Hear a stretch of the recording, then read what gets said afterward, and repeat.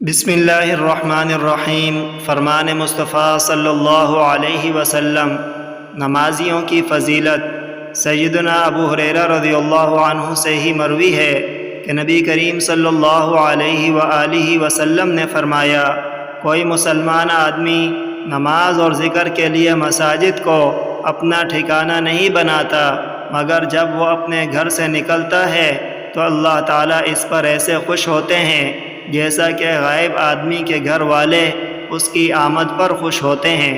عن النبی صلی اللہ علیہ وآلہ وسلم انہ قال لا یوطن رجل مسلم المساجد للصلاة والذکر الا تبشبش اللہ به، یعنی حین یخرج من بیتہ کما یتبشبش اہل الغائب بغائبہم اذا قدم علیہم۔ مسند احمد۔